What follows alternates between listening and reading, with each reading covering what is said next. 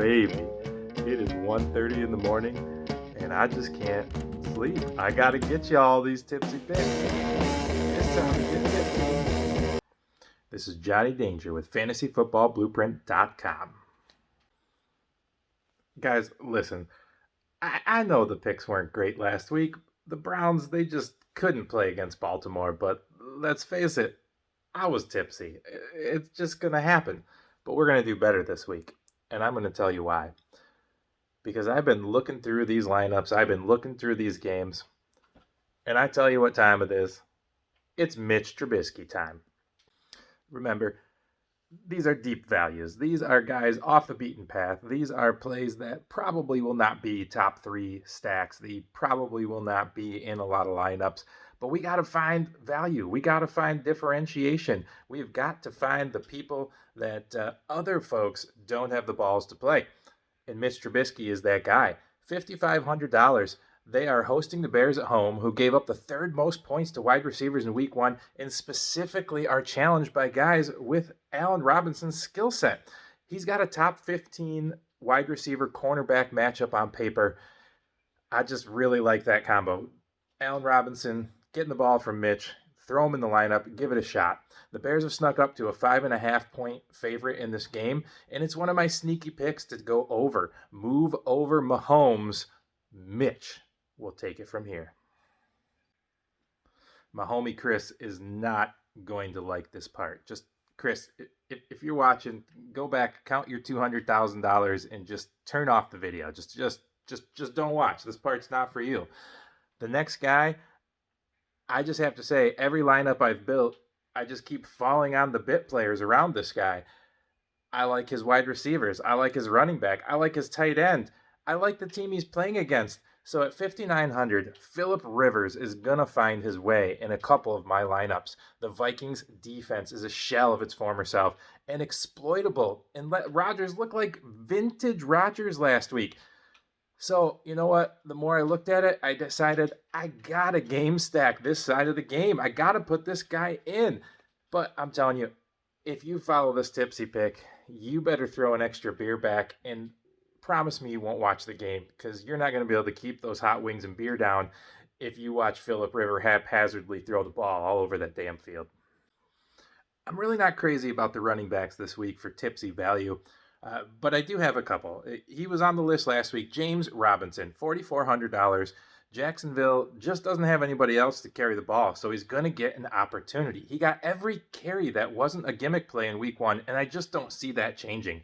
The biggest issue here is if it comes down to a low-scoring running back duel between him and Henry, he ain't going to win. So you got to get your head around a scenario where Minshew, Shark, and the gang get out to a lead and hold it.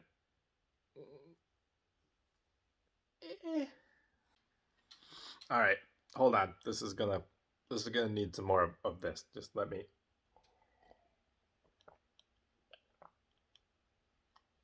Yeah, no, it's not enough. I'm gonna need more. Hold on. Yeah, there we go. That's about the kind I need. So the next guy here, revenge game narrative. I mean, the 49ers are coming to town. And Frank Gore, he's going to want a piece of them. I tell you what, if he 5X's his value, I'll chug 1 ounce of malt liquor for every year this man has graced our fair planet. Okay, yeah, you know what? Never mind. Please don't play Frank Gore. All right, moving on to the wide receivers. Listen, guys, I mean, Scotty Miller, 4,100, it's just too easy if Godwin doesn't play. Just move on. Dig deeper. Paris Campbell, I mean, I already told you, I'm all in on Indianapolis. Love this guy. $4,500. He's got a good matchup. I love the connection with Rivers that he saw last week. But, you know, again, too easy. Let's go deeper. Gosh, that's a good beer. I'm moving on to Laviska Shenault. $4,200. He's really looking to play a mix of creative parts in this offense, and definitely is more rawly talented than either Cole or Conley. As the season progresses, I really see this guy taking on more of a presence in this offense, and I think it's a good chance that he keeps up his scoring that he accomplished last week.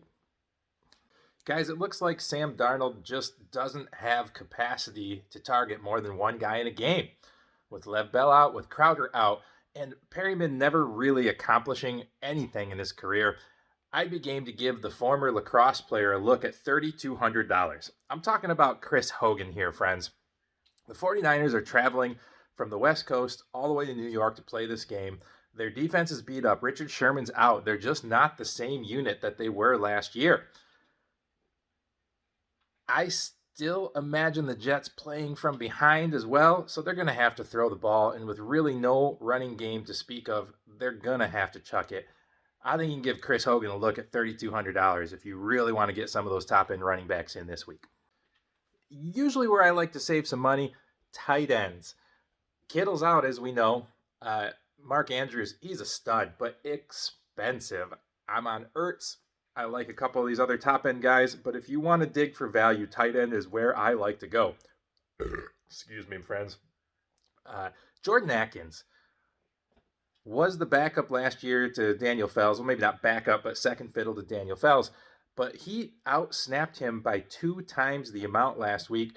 Got 2 red zone targets, including a touchdown, $3,300. Listen, Baltimore's great. I love Baltimore. I'm going to have Lamar in a bunch of stacks with Hollywood, maybe with some Dobbins, definitely with Andrews. But if you're putting those guys in there, they're expensive, and you got to try to run them back with somebody. Yeah, Will Fuller, probably the best bet. David Johnson, maybe. But I'm trying to save some money here and still get the run back from that. I think Jordan Akins at $3,300 could be that guy.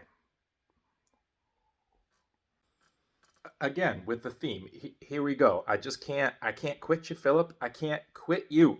And I tell you what, Jack Doyle's out. So let's take a look at $3,000 even, Mo AlieCox. Hopefully it works better than my Browns call for week 1. Talk about the Colts this way.